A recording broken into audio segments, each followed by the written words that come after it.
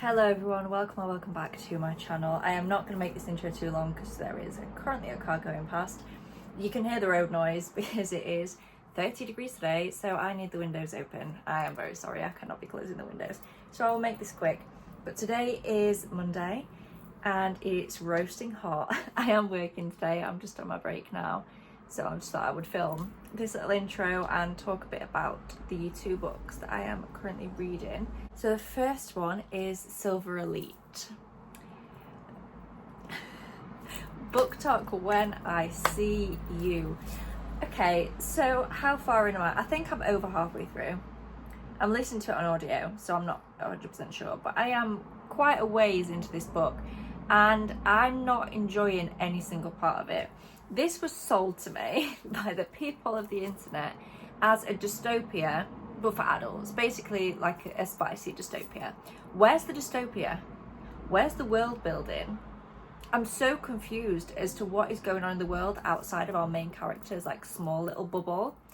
I just really don't get it. I don't understand what the world looks like. I don't understand the stakes of anything they're doing. It just doesn't make sense to me. I don't think the world has been built up enough. I think we've dived straight into this situation, obviously I won't spoil anything, but that the main character has found herself in. And then a really half-baked, what is supposed to be a romance but just isn't.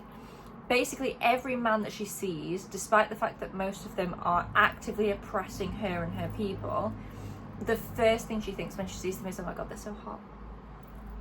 Like, please, stand up. Stand up. It's so annoying to me that all she thinks about these men is how good looking they are and not the fact that they are, like, I don't know, literally torturing people. And in this world that they're in, we don't actually get to learn much about them because we don't get to learn much about anything other than what all the men look like. But there are actual, like, labour camps, slave labour camps, that these men that she's fantasising about have an active role in, like, running. And all she's thinking about is how good looking they are. I actually can't take it seriously. It's making me angry. I've honestly wanted to DNF it many times, but I just need to see what people are talking about when they rave about this book, because I don't know if I'm missing something or what, but it's bothering me and I'm not having a good time. It's also boring, by the way. A few weeks ago I read, like, the Kindred Curse saga, which I personally thought was bad. Like, it was all over the place and I didn't like the characters, but I couldn't look away. Like, it was entertaining, it just wasn't good. This isn't even entertaining, it's bad and boring.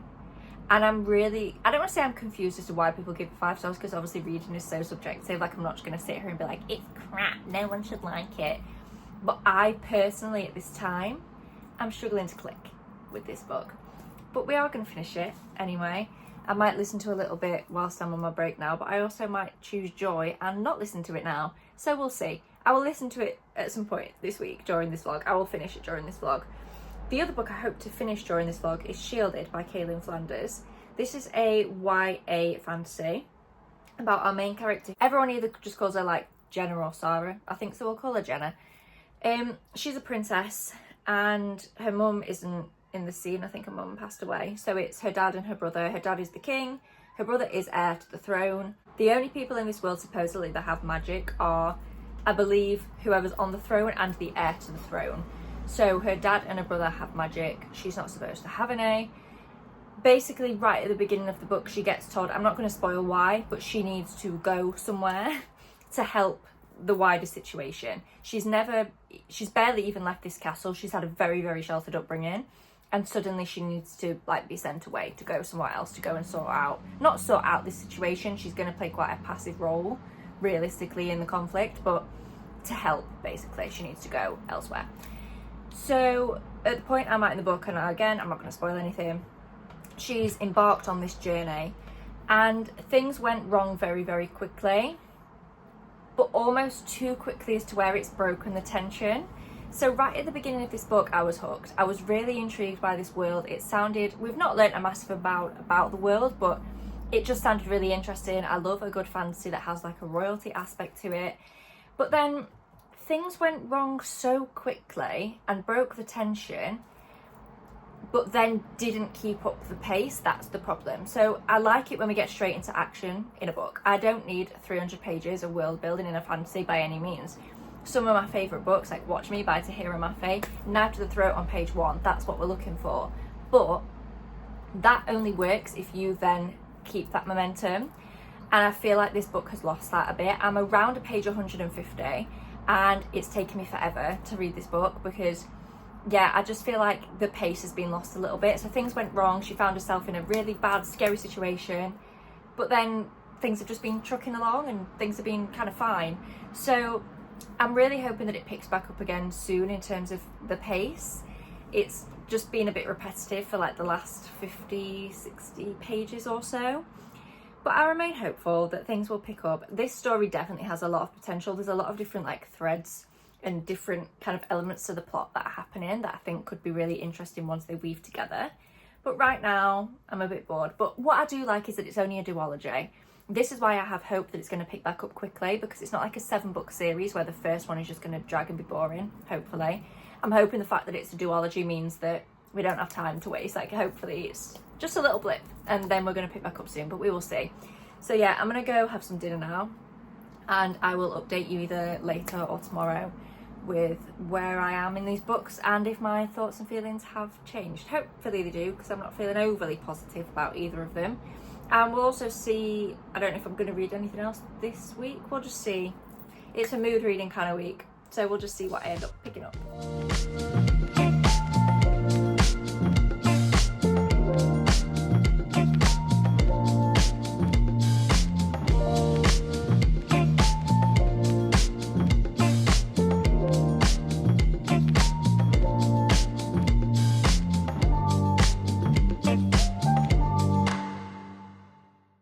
I genuinely had high hopes for the books in this video. I've finished 2 books accidentally since I last spoke to you. It is now Friday, so this has been a very poor weekly vlog. We'll try and revive this over the weekend, but anyway, I finished 2 books since I last spoke to you. We'll start with this one because I have it with me. I've literally just finished this right now. Shielded by Kaylin Flanders. So I think I said that I didn't know too much about this, but upon reading like the first bit, I had quite high hopes. It sounded really interesting. But I was a bit concerned that it actually wasn't then very interesting when we got into it. That unfortunately continued throughout the entire book. It just was not very interesting. It was really, really slow paced. The characters were just a bit odd. I feel like at the beginning we set them up really clearly, like, especially Jenna. I feel like she was really clearly defined at the beginning, like who she was. And then that changed, but not in like a character growth kind of way, just in like a, are you even the same person kind of way. And everything we learn at the beginning wasn't true, but again, not like in a fun way, just in a way that didn't make sense. So obviously I can't give too many examples because I don't want to spoil anything, but we learn about something called the Wild at the beginning of this book, and it's like this big scary place, like no one comes out alive, everyone just dies in there. And at one point some of our characters find themselves there. And it's a really nice place. They just walk around and talk about how nice it is, how nice the trees are, really nice lake. And that goes on for about 50 pages. We set up this really interesting premise at the beginning about like this betrothal. I checked, the betrothal is mentioned in the synopsis of the book. We set up this really interesting betrothal plot where the princess didn't know about it. She doesn't want it. She has no interest in leaving home. And then the book just doesn't really have anything to do with that. It just goes off the rails, but not in any kind of meaningful way. It just, nothing flowed, nothing made sense. And it felt, everything in here just felt really shallow. Like the romance, the so-called who ended up being the villains, it was all very, very shallow. And I think this honestly would have worked better being toned back a little bit more and being a children's story. Like it's just so surface level. Just no emotion. You don't even get to see the interesting stuff. It was so weird. I mean, I wouldn't recommend this book anyway, and this is a very vague spoiler. At some point, a palace, I won't say which one because there are multiple kingdoms anyway, a palace gets taken over by like the enemies. And then I'm not even joking, you turn the page to start the next chapter and the first sentence is after we'd retaken the palace. You don't get to see them retake the palace. I don't know, to me that feels quite vitally important that you would see that in the book. Like we have to see, for 150 pages, we watch our main character Jenna ride a horse and then walk around some fields, but we don't get to see them breeding the fellas. Like, seriously, like, stop it. But anyway, 2 stars.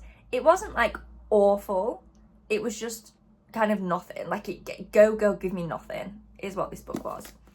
I also finished Silver Elite by Danny Francis.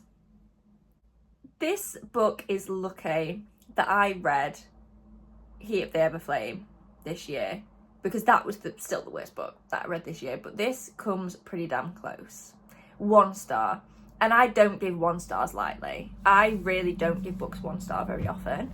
I can't remember if it was this video I was saying or a different one, but if I think I'm going to give a book 1 star, I simply just won't finish it. Like, I'll just DNF. But no, this was a 1 star read for so many reasons. I'll try and summarise them in something somewhat coherent. So this girl does nothing but thirst after her oppressors. And then by the end of the book, she's very much like an on the fence kind of girl. Like, I can't really say what happens, but someone she cares for very much ends up in a labour camp, essentially, at the hands of her oppressors. And she calls the labour camp a gilded cage. A gilded cage, okay. And by the end of the book, she's very much like an on the fence. Oh, both sides are bad. Like, I can see why they want to hurt my people. What? Excuse me? No, absolutely not. And then she goes to the house, should I say the mansion, of one of her oppressors, and spends the whole time saying how she feels so sorry for him because the mansion feels lifeless and it must have been really hard to grow up there, while someone you care for is in a labour camp because of this man. Much confusion, really much confusion. The romance was also half-baked for me. It just gave nothing. There was no development. They just had sex quite a lot of times and then decided they were in love with each other. I don't think they actually know anything about each other, which feels like a criticism that I am increasingly having about books these days. And I really don't mind smut. I knew this was a smutty book going into it, but I need both. Like, I need the emotional development to go alongside. I don't need both. I can actually do without smut, but it doesn't bother me. What I'm saying is I also need to see emotional development, and there was none. There was actually emotional undevelopment in this book. They were less emotionally intelligent by the end of the book than they were at the beginning. This isn't a dystopia. Can we talk about that? I don't understand the world in this book because we don't really get to see it. It feels like it's just used as a backdrop for a mediocre romance.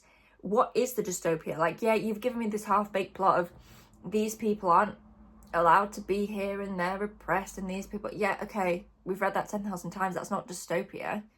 That's the setup for 99% of YA fantasy books at this point. I just think we didn't get to see enough of the actual whole world outside of the main character's immediate situation to really understand what she was doing, what was going on, where this fit in with the rest of the world, and the actual struggles of the oppressed people in this world, rather than focusing on the size of the oppressor's muscles. Perhaps we could have had a nice discussion about, anything, literally anything else other than that. So 1 star. I'm so sorry to everyone that loves this book, but I just hated it with kind of every fibre of my being, to be honest. But yeah, that was that. And I'm now reading Next of Kin by Hannah Bonham Young. I'm listening to this on audio. I just happen to have a physical copy of it. I'm listening to this on BookBeat. And this is going okay. Where am I? Chapter 18, page 127. So that much through. And this is going fine. It's definitely not as good for me as Out on a Limb. It doesn't have the same like soulmate, slow burn kind of vibe as that. This feels a bit more quick in terms of how the romance is developing, but the general premise is interesting. So basically, both of our main characters are either foster carers or looking to become foster carers for their younger siblings, and they need to live together because Warren, our MMC, he earns a really good wage, but he only lives, a good enough wage like to support him and his brother, but he only lives in a 1-bed flat, and because of his brother's age, he would need his own room, so they won't let him foster his brother until he lives elsewhere. And our female main character, whose name I obviously don't know, Chloe, she has the housing, so she has a 3-bed apartment that she lives in on her own, but she doesn't earn a steady wage because she does freelancing.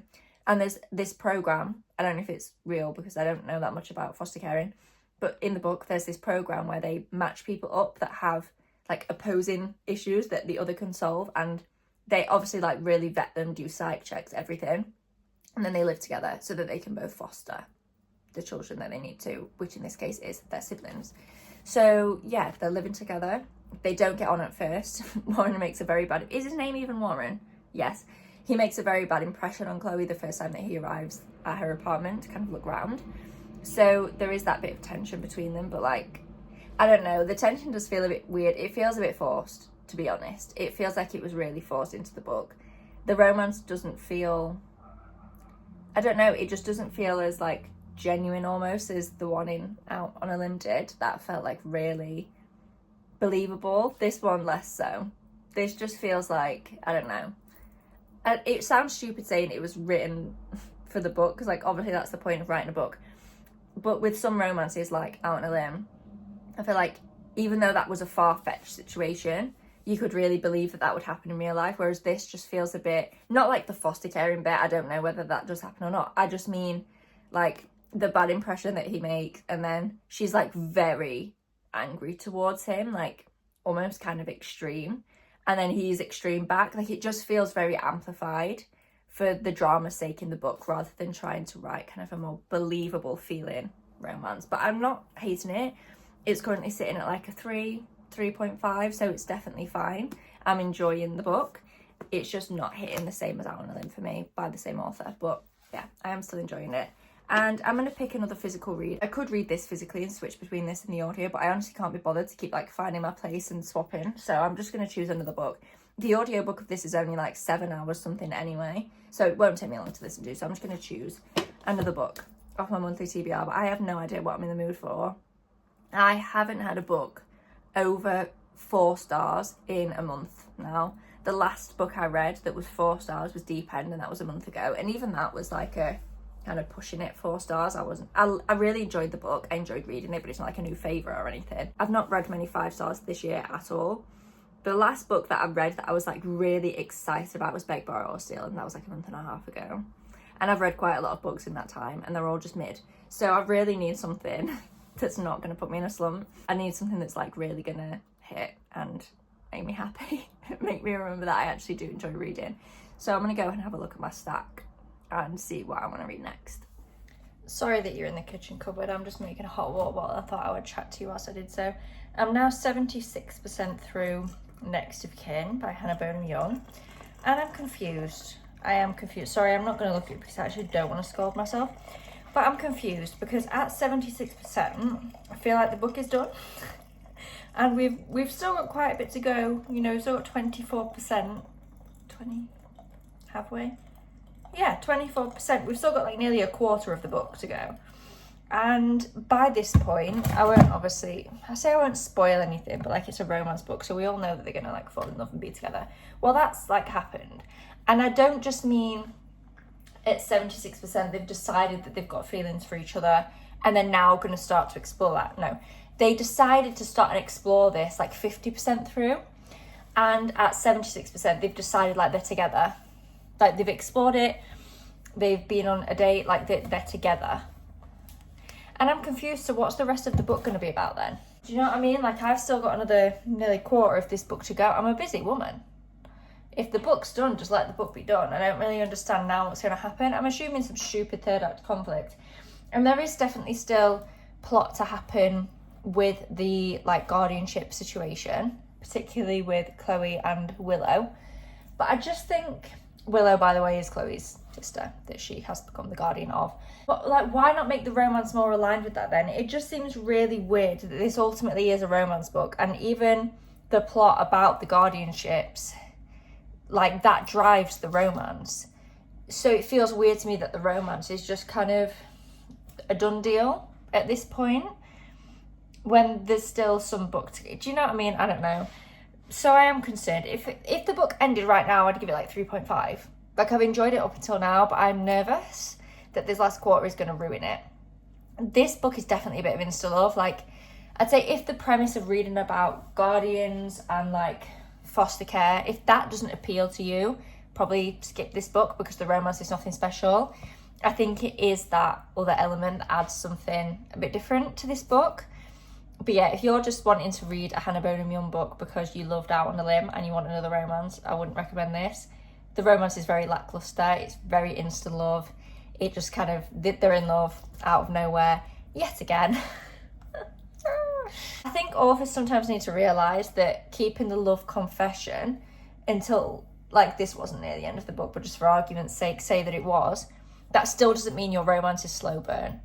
If the love confession comes out of nowhere, it doesn't matter which part of the book it comes in. If it's out of nowhere, that's insta love. I'm on my lunch break from work now. It's still Friday. I'm going to listen, I don't know how long I've got left, either to the rest of this or as much as I can on my lunch break. And I will catch up with you when I have finished this book. Oh, and I decided to pick up 2 books. So these Hollow Vows and The Gilded Ones are both YA fantasies that I picked up a couple of months ago or last month and put down because I wasn't in the mood for them. Am I in the mood for them now? I don't know that I'm ever really in the mood for YA fantasy. I think I've figured out with me, YA fantasy is not a mood that I need to be in. It just needs to be a very specific type of YA fantasy for it to hit for me at this point. Now that I've read more adult fantasy or like new adult level fantasy, I just feel like YA fantasy has to have something special for it to hit. So I've just decided I need to pick these books up again, and if they're still not for me, then that's absolutely fine. Like, I'll just DNF them and unhaul them, and someone that is actually of that demographic or that just generally enjoys YA fantasy can read them. But yeah, I think YA contemporary can be a bit different because that tends to, you know, like coming of age stuff, I feel like I could read that over and over again because everyone has like a different experience coming of age. But when it's YA fantasy, they tend to feel much of a muchness, like a lot of them are very similar. So I've decided to pick those 2 back up and just decide whether I want to carry on with them or not. I'm not going to like force myself to finish them and get into a slump, but we'll see. So yeah, I'll come back to you when I've finished, what's it called, Next of Kin, and when I am a bit further into, I think I'm gonna, I don't know which one to read first, but I think I'm further into The Gilded Ones, so I'll probably pick that one up first. Hello everyone, it is now Saturday morning. I'm about to film a sit down video, but before I did, I thought I would give you some reading updates. So I have now finished, what's it called? Next of Kin by Hannah Bonham Young.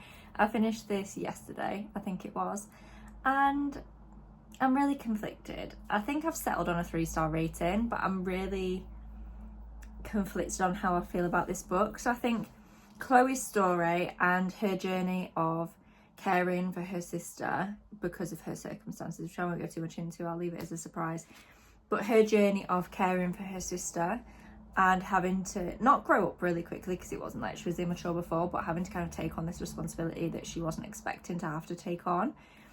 I really enjoyed that part of the story. I really enjoyed Chloe as a character and the way that she navigated all of that. What I didn't love at all was the romance. I think I said in my last check-in that the romance was kind of mediocre anyway, but then this man punched drywall. He punched drywall. A hole. He just punched a hole in the wall. And that's just not for me. I just think at that point, get therapy, or, you know what I mean? At least go to one of those places where you like smash plates or something. And it's not even just that he punched the drywall. I mean, that's bad on its own. But he did it in the presence of Chloe and Willow, who is like a 4-month-old baby. And I don't love that. The one thing I don't love about Chloe is that they didn't speak about that. He punched the wall, stormed out, and then she like ran after him, found him, and they never addressed that. She never said like, that absolutely cannot happen again, or I'm not having you around, Willow, like nothing like that. He just literally punched a wall in front of a 4-month-old baby, and that wasn't really addressed, and I thought that was really weird. Like, you know, fair if you want to introduce that as a plot line to discuss that kind of thing, fair enough, but it wasn't discussed at all. He just punched the wall and then everything was fine, and I didn't love that. I've also decided to DNF The Gilded Ones. This isn't for me. I can't remember if I talked about the premise of this. Basically, our main character lives in quite a small village, and there's a real emphasis in this place on being pure. And the way that they test that is they cut the girls open when they turn 16, 17, 18. When they turn an age, they get cut open, and if their blood runs one colour, they're pure. If it runs another colour, they're not. And that's like a fine premise, I suppose, but it's mentioned all the time. Like every other sentence, it's like, oh my god, she's impure, like, oh my god, no man wants her because she's impure. And I just don't want to read about that personally. I'm not saying the author shouldn't write about it at all, but I just don't feel like I need to read another story about the impurity of women. Do you know what I mean? I feel like we see enough of that nonsense in the real world, well I do anyway, that I just don't want to read about it. And also I think this is just a bit young for me. Like the it's not a villain, but like there's this unknown character, and she either has white hands or she's wearing white gloves or something, and our main character just refers to her all the time it's white hands because she doesn't know her name. Like, just make up a name or just call her the woman or something, or the person. Do you know what I mean? It just feels a little bit juvenile, which like makes sense because it's YA. So I've just kind of concluded based on all of that I don't think this is the book for me. It's just not the kind of story that I want to read right now. And again, I don't want it to come across that that's a criticism of the author for writing this kind of story. Absolutely not. There's definitely a place for it. I just think the place for it is perhaps with a YA audience and not with me. Like I've said, YA fantasy, it takes quite a lot to impress me now. And this, yeah, I just don't want to read this and then end up rating it like 1 or 2 stars when I already know now that it's not for me. So what's the point giving the author a bad rating when it's not their fault? It's just not the book for me. So we've DNF'd that, and I am now reading These Hollow Vows by Lexi Ryan, which isn't wowing me either, to be honest. I'm currently carrying on and not DNFing as of now because it's very easy to read and there's nothing about the story that I don't like. It's basically The Cruel Prince meets ACOTAR, but for like younger people, and that's fine. But it is quite a long book, so I honestly can foresee me getting bored and DNFing it at some point, but as of now it's fine. Our main character, Brie, has a younger sister who she has to care for, and the younger sister gets sold into slavery, basically, and our main character, Brie, is trying to find a way to get her out of that. However, the issue that I foresee that I am going to have is Brie seems very boy focused, which is part of the plot. So obviously I'm not going to spoil anything, but having to have a romantic connection might be one of the ways that she can save her sister, so that's fair enough. But I just have a feeling the book is going to focus on that a lot rather than on the fact that like her little sister is literally being sold into slavery. But we'll see. I'm going to keep reading. We'll see how it goes. We'll see the direction that it goes in and if I end up DNFing or not. Because I just feel like I've literally just said YA romance has to do quite a lot to impress me, and currently this isn't really doing anything. It literally, like I said, feels like a combination of The Cruel Prince and ACOTAR, and I do like both of those books, especially The Cruel Prince. That's one of my favourite series ever. But like if I wanted to read that, I'd just reread The Cruel Prince. So I don't know. We'll see. We'll see how it goes. But either way, we're getting books off the physical TBR. Whether or not I love them, we're getting them off, we're giving them a go. And it just serves as a lesson to me not to buy books and then leave them sat on my TBR cart for 5 years and not read them because I'm probably not going to be in the mood for them anymore. I need to get better at buying books and reading them, you know, within a much shorter time frame. But anyway, I'm going to go and film my sit down video now. I'm going to film the mid-year wrap up. I don't know which of these videos is going up first, so either that's already up or it'll be up next week. I don't know, but I'm going to go and film that now. And I'll get back to you later when I am a bit further into These Hollow Vows. Is that what it's called? I hope so. Hello everyone, it is now Monday, but I've decided I'm going to carry this vlog on for a few more days because I think this weekend I'm going to film like a spend the weekend with me, bookish sleepover, cozy kind of vlog. So I just know I'm not going to vlog enough in the week for its own vlog without vlogging the weekend, if that makes any sense. But I thought, let's just carry this on for a few days and continue talking about the books that I am reading. So I have finished These Hollow Vows. I finished this on Saturday actually, I think, and like 2 stars, 2.5. It was boring. It was ACOTAR meets The Cruel Prince but take out all the good bits basically. This irritated me because it felt like for most of the book, instead of actually focusing on how to save her sister, who she's apparently like, you know, very fond of, she actually spends most of the book deliberating like which man she finds the most attractive and which one she wants to be with. And it was just a bit tired, like it was just long. Like the book's not even that long, and it is kind of long to be fair for what it is. It is over 430 pages, which I think for a YA fantasy, which is basically a carbon copy of 2 other fantasy books that are better. I don't know. I feel like fair enough, be inspired. When was this actually released? I think this is actually quite old. Oh, only 2021. So I'm pretty sure, like, I know Akatar came out in like 2015. I'm sure The Cruel Prince came out before this. Either way, fair enough, be inspired by other books, but you need to add your own flavour to it. You can't just merge your favourite books together and think it's gonna work. I don't know. I feel like I'm being really harsh. It wasn't that there was anything in here that I was like, oh, that's bad. It was more, it was all just very mediocre. I don't know. I feel really mean because it is just a little YA romance, but I just think I'm also confused because it is YA. She's 17, I think, but on the back it's described as sexy. And then elsewhere, I can't remember if it was on like Goodreads or something, called it like scandalous or something. I was like, either it's a YA romance or it's not. Do you know what I mean? Like, decide. I don't think this book knows what it wants to be. I think the author almost tried to write an adult romance, but then watered it down to be YA and just took out anything that could have been interesting about it, because it just wasn't very interesting. Like, just not much was happening at all. It felt like a lot of just sitting around waiting for other people to do things rather than actually trying. I don't know, that's just how it felt to me anyway. I realised that that was really like not a single intellectual comment was found in that review. But yeah, I had no intellectual thoughts, so I can't unfortunately give you an intellectual review. But that's that done. And I am now listening on audio to Sounds Like, what is it called? Sounds Like Love by Ashley Poston. I think that's what it's called. I'm not obsessed with that either. I've been reading quite a lot of fantasy, specifically YA. So I thought, let's just try a contemporary romance. Like, maybe I just need a bit of a palate cleanser between these YA romances to just break it up.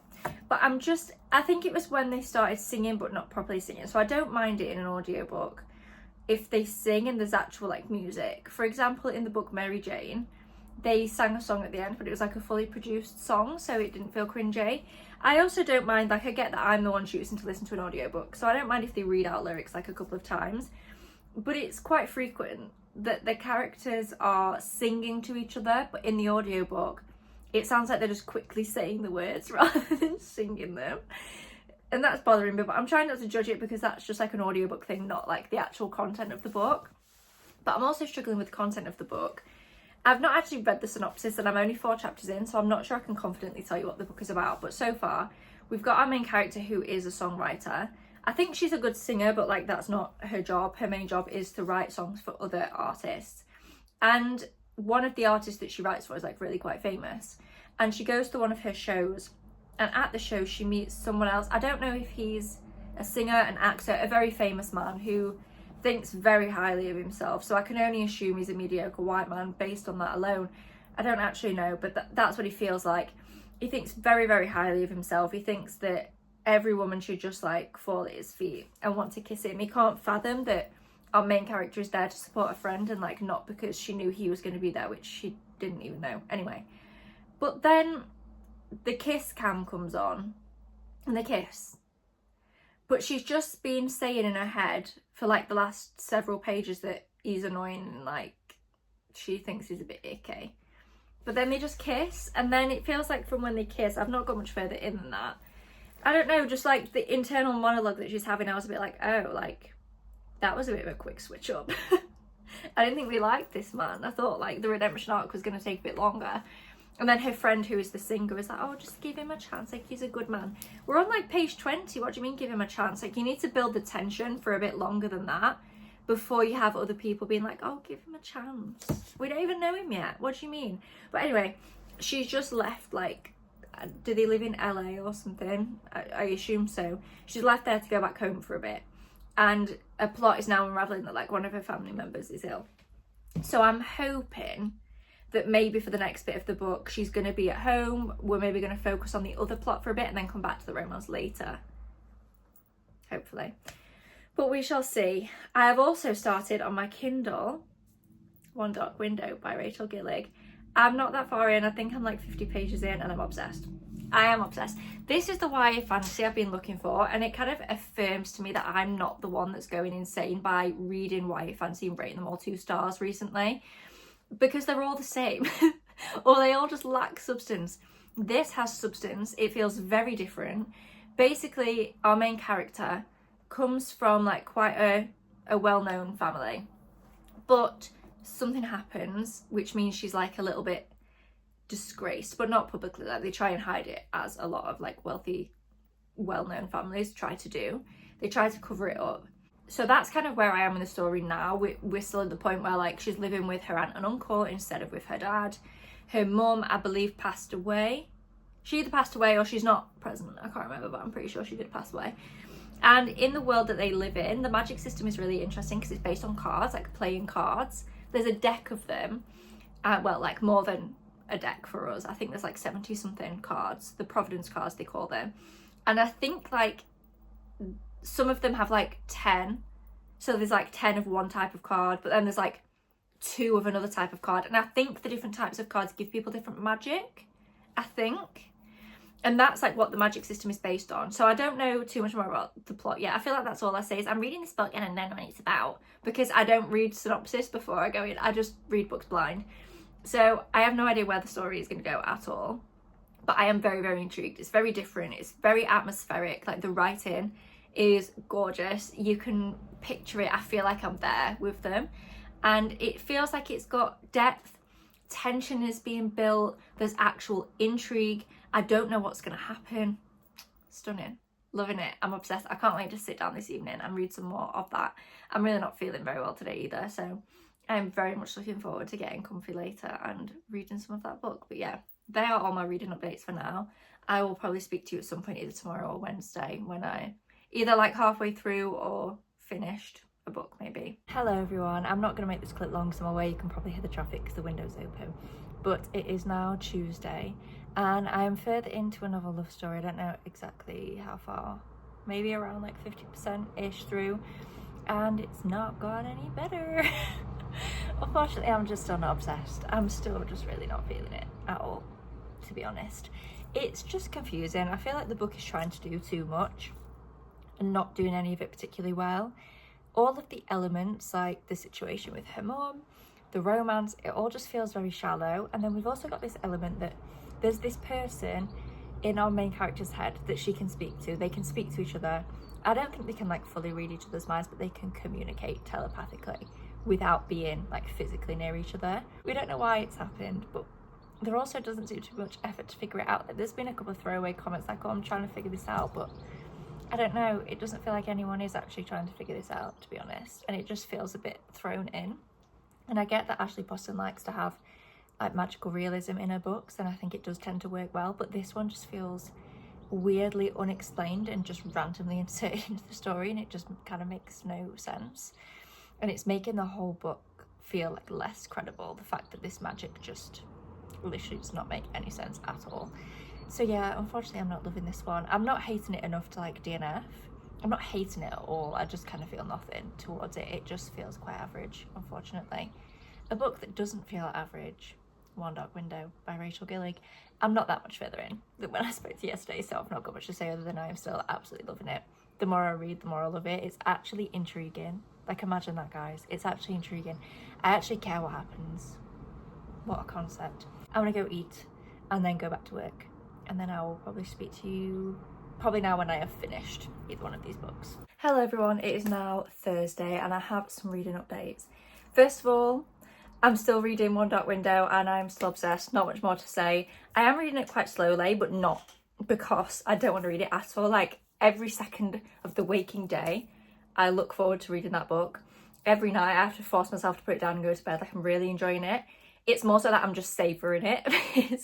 I don't know, I do that a lot of the time. When I'm absolutely loving a book, it can go one of two ways. I can either absolutely race through it, or a lot of the time I actually end up reading it slower because I just want to savour it and I don't want it to be done. So that's kind of what is happening with One Dark Window. Apologies, my necklaces are tangled and I can't like look at myself, so I'm just going to untangle them while I talk.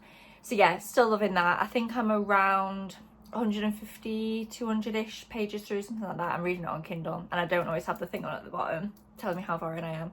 So I'm not 100% sure, but what I am sure on is that I am obsessed. I'm literally loving it so much. Unfortunately, I'm not having quite as much luck with other books. So Sounds Like Love, I've decided to just pause it. I've not even really soft DNF'd. I'm just going to stop reading it for a few days and see how I feel. If in a few days I feel absolutely no inclination at all to pick it back up, then I will DNF. I am like 70% through, so in some ways it feels daft to DNF at this point because I could quite easily finish it. But I'm listening to it on BookBeat, and on BookBeat you only get a set amount of hours per month. I don't want to waste my hours. I feel like I've already wasted hours on this first 70% that I've listened to. I don't really want to waste the rest of them. So I'm just ruminating on that, whether I actually want to finish that one or not, because I just think I'm going to finish it and give it like 2.5 stars. Like, what's the point? I know I'm not enjoying it. I think I've read 70% of a book. I'm pretty confident that I'm not enjoying it, but I don't know. There's just something telling me I don't want to DNF it, so I'm going to give it a few days and see how I feel. So in the meantime, that means I wasn't listening to an audiobook, so I decided to pick up the audiobook of Wool. This is like a dystopian sci-fi post-apocalyptic book about people that live in a silo, basically. There's a lot of stairs, that's what I've gathered, and they're not allowed outside. So I think outside there is like such high levels of radiation from this apocalyptic event that they just can't go out. Like, you'll just die if you go outside. People get sent outside as a punishment, basically. They get sent outside to clean. In the silo, they have this little like screen camera thing, a lens that shows them the outside, and people get sent outside to clean that lens. I'm not loving this. I like that premise. I like anything that's like dystopia, post-apocalyptic, different to our world but reflects our world. I love that kind of thing. What I'm struggling with here is the actual structure of the book. So this book originally was 5 short stories that have been put together, and then I believe later made into a series, so it's a trilogy. I think the second book though, someone said it's a prequel. I don't know if that's true. And then the third book rounds out the trilogy. In this book, I'm already aware that there are 3 main characters. So you read the first main character's point of view and something happens to them. And then you read the second one and something happens to them. So before you're even like 100 pages in, we've gone through 2 main characters without enough time to actually really get attached to them. And that's because those 2 first sections were 2 individual short stories. I believe soon I'm going to get to the third person that we're going to follow. And apparently we follow them for the rest of the book, which is good. However, we follow someone different again in book 2. And I just don't know if that's going to work for me. The writing is also not necessarily my taste. It's very overly descriptive, but not in a beautiful linguistic kind of way. Just in a, she's eating a granola bar and we need to know every time she bites a corner of the granola bar kind of way. Do you know what I mean? Everything is a little bit over-explained for me personally. So I don't know how I feel. I'm going to keep going until I'm a bit in to the third person's perspective, so the third main character that we get to. I'm going to wait until I'm in her bit and see if the book feels a bit more settled then. I'm probably going to try and read at least another 100-ish pages, or listen to, because I'm listening to it on audio, and see how I feel then. But yeah, they are my reading updates. I will come back to you when I have either made a decision on what books I'm going to DNF and what books I'm going to continue, or if I finish a book, whichever one of those comes first. Hello everyone, it has been a few days and I'm here to finally round out this vlog, because it's turning into a monthly wrap up with the amount of books that I am reading. If you have even made it to this point, good for you, thanks, because this is a mess. This vlog is a mess. I have read so many books, I've been all over the place. I'm just here to round out the 3 books that I have not given my concluding thoughts on. Wool, I decided to DNF. Same reasons as before, the writing and the structure of the book wasn't for me. I did read more, I waited until I got into the main character's point of view. Still wasn't feeling it, so I just decided to cut my losses with that one. Then I did finish Sounds Like Love, but I shouldn't have. I really need to get better at DNFing books that I think I will like and don't. With books like The Gilded Ones, it was easy to DNF because there was nothing wrong with the book, it just wasn't for me. The whole purity thing, I don't want to say it's triggering for me because that sounds dramatic for my circumstances, but it is something that's just like niggles at me. And again, I want to make it so clear that that is not a criticism of the author of that book. With books like Sounds Like Love, it's harder for me to DNF because I keep holding on to the idea of like, oh, but I should enjoy this.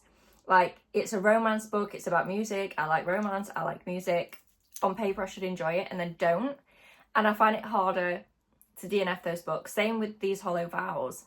All of the elements in that book I should have loved, and I kept reading it, waiting for it to come together, and then just ended up hating it. That being said, Sounds Like Love, I just finished it a couple of minutes ago. I'm going to give it a 2.75. There wasn't anything in there that was massively wrong with it. There just wasn't anything that was particularly right for me either. All of the elements, I've said before, I'm not going to say too much, same as before, all the elements felt really shallow, nothing really developed past where it had the last time I spoke to you. By the end of this book, I was literally, because I was listening to it on audio, I was like, what do you mean there's another chapter? Chapter 41, 2, 3, I was like, what? Just end the book's done, the book's been done for 30%, like, why are we still going? And yeah, unfortunately, none of the elements that I thought I would love about that book came to fruition, so 2.75. And then I finished One Dark Window, 5 star. 5 star. Thank God. Honestly, it feels like this video has been either DNFs or flops. So thank goodness that I have actually found a book that I've enjoyed. Scrolling through my read list on Goodreads for the last couple of months is honestly depressing because all the books have either been bad or mid. So honestly, thank God that One Dark Window just did it for me, and it was a 5 star. And I loved it. It was so atmospheric, it was beautifully written, the plot was intriguing, the characters were great, the magic system I found fascinating. I absolutely loved that it was linked to cards. It was great. I loved it. I have also since read Two Twisted Crowns, that's what I mean. There's books that I've read within the time span of this vlog that I just, for some reason, didn't film.